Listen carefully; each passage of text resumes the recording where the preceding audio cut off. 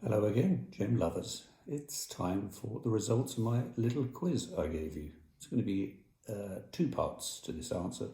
Today I'm just going to look at these natural stones here, give you the answers to those. And another time I'm going to give you the answer to these man-made stones, these synthetic stones.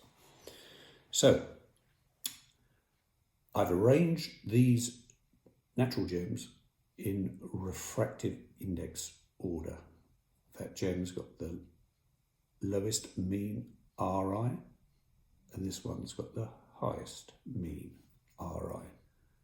This one's been very naughty and doesn't want to cooperate. So I'm going to get his big brother in, same species, who's a little bit more cooperative. Okay, so the first gem, it's easy, this one. You can tell from its inclusions.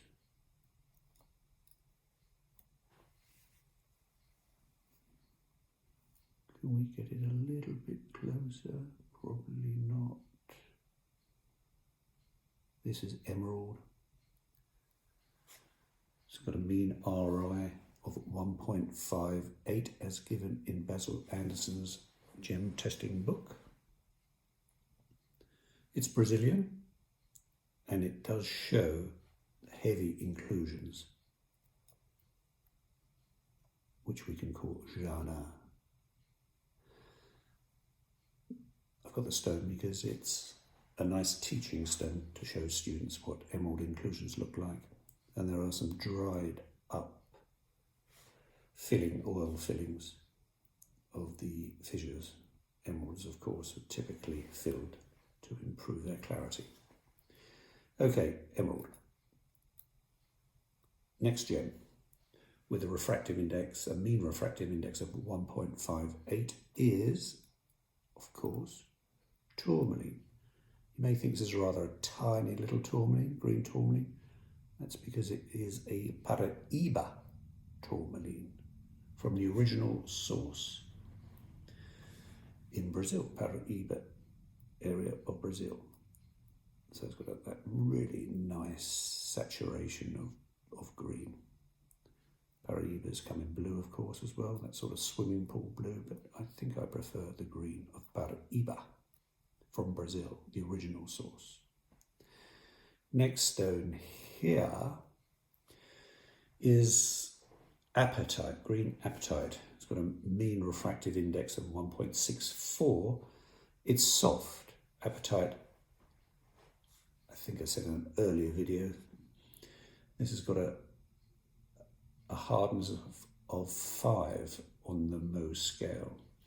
And if you can probably look, that it's got a chipped girdle as well. I don't know if you can see that from where you are.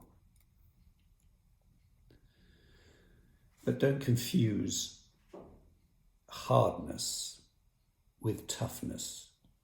Hardness of a gem is the ability of it to withstand being scratched. Mohs scale is useful here. Any gem with a hardness of less than 6 is easily scratched through daily wearing. So never have a gem as a ring stone with a hardness less than 6. Amethyst is probably okay. It's got a hardness of 6. So there's apatite, quite a delicate pastel green colour there, hardness of 5.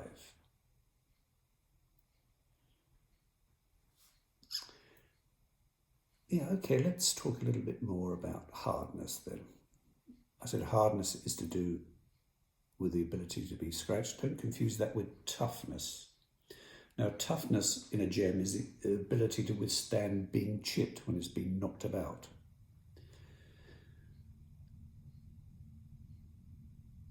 Diamond is the hardest gem we know. It's got a hardness of 10, but it's not the toughest. So diamond can be readily chipped if you're unlucky enough to knock it against a hard surface of a certain direction. So something to remember, don't confuse hardness with toughness. Next stone,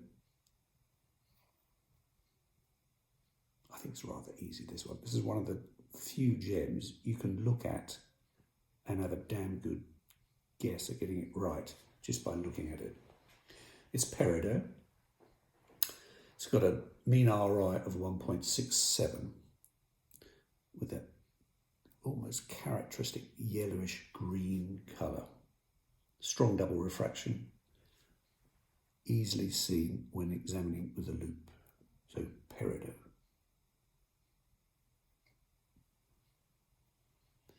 This little fellow here, number 5, well, not so little, it's the largest gem here. This has a mean refractive index of 1.75. It's quite a bright stone. I hope you can capture that there. And this is chrysoberyl. It's a lovely olive colour, rather underrated. Quite like chrysoberyl. It's a lovely family because you have alexandrite in the family and cat's eye, chrysoberyl cat's eye in the family. This stone doesn't have a change of colour when you look at the stone in daylight, as we are here in Marylebone daylight. I don't have any artificial lighting on these gems at all. I don't like that. So an alexandrite would look green in this colour, but if we were to examine it under an old tungsten light, or even better, candlelight, the alexandrite turns a sort of plummy purplish red. And in a later video, I'm going to try and show you that with the alexandrites I have. So this is chrysoberyl. It's not a cat's eye, of course. It's no chatoense. We can look at that later video as well, if you like. So chrysoberyl, number 5. And number 6, doubt if anybody got this one. It's a garnet. But it's not, it's a green garnet, but it's not zavarite. This has a mean refractive index of 1.77. And you know, garnets all lay on a line of N series in the chemistry. It's quite a nice diagram I've seen recently on the internet describing the chemistries of the N members. And I'll give you a link to that later on. So this green garnet falls on the line between the grossular end and the andradite end members of this series. And so one name for this green garnet combines the two words of grossular and andradite to grandite garnet. It's from Mali, so another name for this gem is Mali garnet.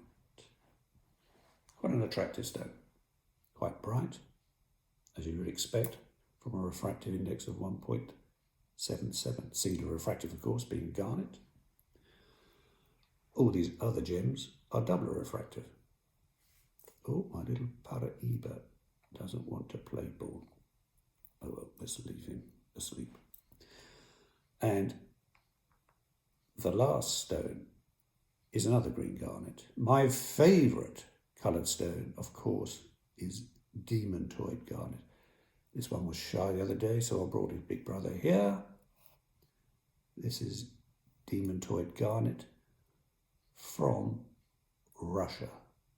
Shows lovely horsetail inclusions, which I love as well. So it's got a mean RI above the refractometer limit of 1.89. So there you are, boys and girls, ladies and gentlemen. Green gems, all arranged in refractive order, refractive index order. So you can probably see a difference in luster as you increase the refractive index. So demontoid garnet, it's got a higher degree of reflectivity or luster than emerald. Oh, let's bring that here so you can see that properly. So refractive index is sort of related to reflectivity and luster. Let's get this fellow out the way so you can see that. You can see I'm not terribly good at this. These fellows out the way. Let's get these two together. So that's enough from me. I wish you well. Keep home and keep safe.